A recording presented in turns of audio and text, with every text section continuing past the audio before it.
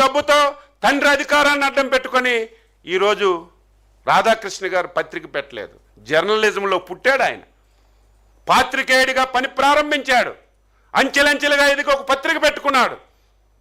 ఆయన ఈ రాష్ట్రంలో జరుగుతున్న వాస్తవాలు గట్టిగా ఒక్కానించి ప్రజలకు చైతన్యపరచాలని చెప్పాడు. నీకు నచ్చలేదు, ఆ మాటలు నీకు నచ్చకపోవచ్చు, నేను దాన్ని ఏకీభవించను. నీకు నచ్చకపోతే ప్రజాస్వామ్య వ్యవస్థలో విధానం ఉంది, కౌంటర్ చేయి. నాలా ప్రెస్ మీట్ పెట్టి రాధాకృష్ణ గారు మీరు మాట్లాడిన తప్పు, దీన్ని మీరు ఉపసంహరించుకోండి, ఇంకోటి చేయండి అని చెప్పాలి. ఒకవేళ ఆయన సమాధానం చెప్పకపోతే న్యాయస్థానాలకు వెళ్ళాలి. ఏం నువ్వెవరో వదిలేవు? నీ టీవీలో అమరావతి మహిళలకి వ్యభిచారులతో పోల్చలేదా?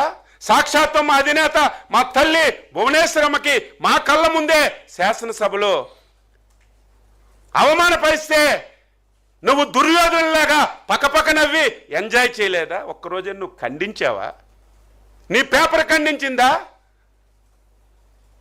ఈరోజు మహిళలకి ఏదో జరిగిపోయిందని ఇష్టానుసారంగా దాడులు చేస్తున్నారు. మాకంటే అవమానం ఎవరికి జరిగింది? మా పార్టీలో ఉన్నటువంటి మహిళలకు కానీ, అమరావతి మహిళలకు కానీ ఈ రాష్ట్రంలో ఎవరిని వదలలేదు.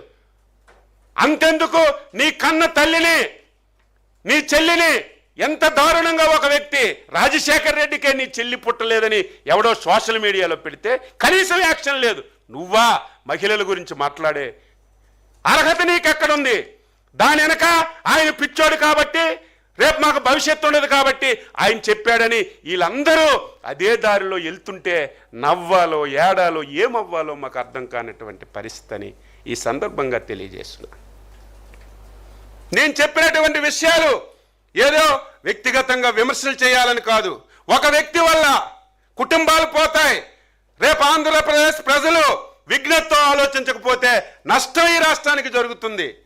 మాట్లాడితే భయం, రేపు అధికారంలోకి వస్తాడట, పోలీస్ స్టేషన్లన్నీ తిప్పుతాడట, అరెస్టులు చేస్తాడట, అన్నీ చూసేసాం. తిప్పి తిప్పి తిప్పి ఎక్కడికి వెళ్ళిందో నీ అందరికీ తెలుసు.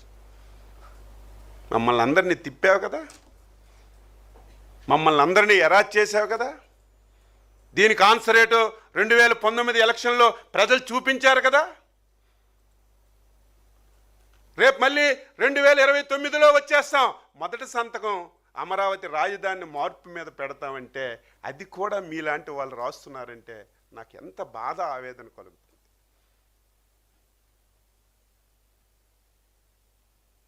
మీరా మాట్లాడేది? నీ వ్యక్తిత్వం ఏంటి? ప్రతి ఒక్కరు కూడా సభ్య సమాజంలో తెలుసుకోవాలి. ఇటువంటి వ్యక్తులు ఈ రాష్ట్రానికి చీడ పురుగులు. ఇదేదో మా గురించో మా అధికారం గురించో కాదు. ఇప్పటికే ఈ రాష్ట్రం ఏ విధంగా నాశనం అయిందో, ఈ రాష్ట్రం అంటే ప్రతి ఒక్కరూ ఏ విధంగా అసహించుకున్నారో మనందరికీ తెలుసు. ఈ రాష్ట్రాన్ని మళ్ళీ గాడిలో పెట్టి ఒక స్టేబుల్ ఇచ్చి ముందుకు తీసుకెళ్తున్నటువంటి తరుణంలో ప్రజలు కూడా అర్థం చేసుకోకపోతే, ప్రజలు కూడా ప్రశ్నించకపోతే ఇటువంటి వ్యక్తులు రాజకీయాలకు అవసరం? పార్టీ లేకపోతే బయటికి రాగలరా? ఒక రాజకీయ పార్టీ ముసుగులో ఒక దొంగ పేపరు, ఒక దొంగ టీవీ పెట్టుకొని ఇష్టానుసారంగా ప్రతిరోజు అవాస్తవాలు మాట్లాడుతుంటే ప్రజలు దీన్ని ఖండించవలసిన అవసరం ఉంది, నిలదీయవలసినటువంటి అవసరం ఉందని ఈ సందర్భంగా తెలియజేస్తూ, నా ప్రయత్నం అంతా ఒక వ్యక్తి నిమిషానికి ఏ విధంగా మారుతున్నాడు, ఆ వ్యక్తి పదవి గురించి, ముఖ్యమంత్రి గురించి ఏ విధంగా ఎంతమందిని మభ్యపెట్టాడు, ఎంతమందిని పొట్ట పెట్టుకున్నాడో చెప్పాలనే ప్రయత్నమే తప్ప ఇంకొకటి కాదు అని చెప్పి సందర్భంగా తెలియచేస్తూ, నాకు విశ్వాసం ఉంది, నమ్మకం ఉంది. నేను 6 సార్లు రాజకీయాల్లో ఉన్నాను. ఆంధ్రప్రదేశ్ ప్రజలు చాలా తెలివైన వాళ్ళు. ఒక్క అవకాశం అని ఇచ్చారు. మళ్ళీ జీవితంలో ఇటువంటి వ్యక్తికి ఈ రాష్ట్రంలో అధికారం ఇవ్వరు. ఎందుకు చెప్తున్నానంటే భవిష్యత్ అంతా పిల్లల మీద ఉంది. ఆంధ్ర రాష్ట్రం మళ్ళీ బాగుపడాలంటే ఇటువంటి వ్యక్తి రాష్ట్రంలో ఉండకూడదు అని చెప్పి ప్రతి ఒక్కరూ స్ట్రాంగ్గా నిర్ణయం తీసుకున్నారు. కాబట్టి నువ్వు ఎన్ని ప్రయత్నాలు చేసినా నువ్వు అధికారంలోకి రావడం కళ అని చెప్పి సందర్భంగా తెలియజేస్తూ, నేను చెప్పిన దాంట్లో వాస్తవాలు అయితే విజ్ఞతతో వినండి. దీనికి ఆన్సర్ కూడా చేయాలి. ఈరోజు ఏదో వైఎస్ హత్యలో నేను చెప్పడం కాదు, మా పార్టీ చెప్పడం కాదు, సాక్షాత్తు నీ పక్కన పెట్టుకున్న వ్యక్తే చెప్పాడు. చాలామంది మీ వైసీపీలో ఉన్నారు, ప్రతి ఒక్కరు మాట్లాడారు. వైఎస్ హత్యలో, వైఎస్ మరణంలో జగన్ పాత్ర ఉంది, జగన్ కుట్ర ఉందని. దీనికి నువ్వు ఆన్సర్ చేయి, దీనికి సమాధానం చెప్పు. ఆ రోజు కూడా మేము ఏదో లైట్గా అనుకున్నాం, కానీ నీ పరిణామాలు, నీ క్రూరత్వాలన్నీ చూస్తే ఇది మాకు కూడా నిజం అనిపిస్తుందని చెప్పి ఈ సందర్భంగా తెలియజేస్తున్నాను. దీనికి ఆన్సర్ చేయమని చెప్పి ఈ సందర్భంగా కోరుతున్నాను.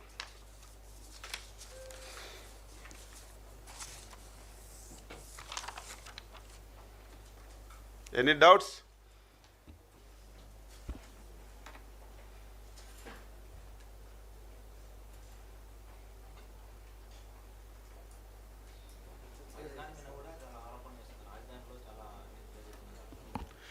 ఇప్పుడు కొత్తగా పల్లవించుకున్నాడు. మొన్నటి వరకు ప్రజలకు మభ్యపెట్టడానికి 3 రాజధానులు, ఇప్పుడు చట్టం వచ్చిన తర్వాత కొత్తగా అవినీతి జరిగిపోయింది, మొత్తం డబ్బంతా 2 లక్షల కోట్లు ఇక్కడే ఖర్చు పెట్టేస్తున్నారని చెప్పి కొత్త పల్లవించుకున్నాడు. మీ జ్ఞానం లేకపోతే రండి, పాఠాలు చెప్తాం. సెల్ఫ్ ఫైనాన్స్ ప్రాజెక్టు, 1 పైసా ప్రభుత్వం ఖర్చు పెట్టడం లేదు అమరావతి మీద. ఈరోజు ఏ జిల్లాలో ఏ పనులు చేస్తున్నామో ఒక్కొక్కరు మాట్లాడుతున్నారు.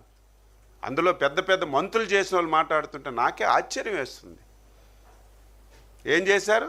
ధర్మాన ప్రసాద్, బొత్స సత్యబాబు ఉత్తరాంధ్రకు రాజధాని అన్నావు కదా, మొన్నటి వరకు మభ్య పెట్టావు కదా, ఆయన తానా అంటే మీరు తందాన అన్నారు కదా.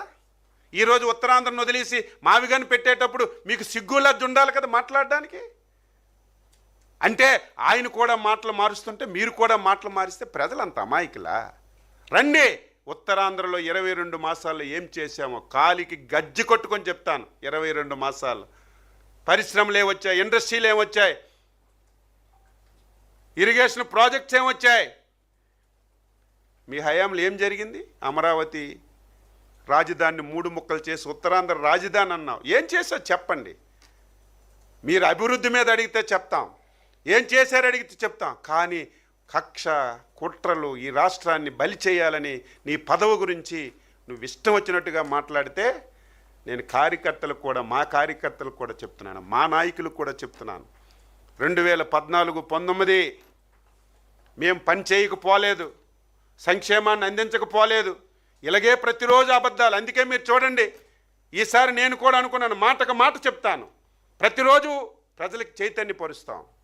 2014-19 ఆడిందే ఆడిగా, పాడిందే పాడగా తప్పులు చెప్తూ వెళ్తే మేము సరైనటువంటి ఆన్సర్ చేయకపోవడం వల్ల 2019లో ఓడిపోయాం. ఈసారి నీకు ఆ ఛాన్స్ ఇవ్వం.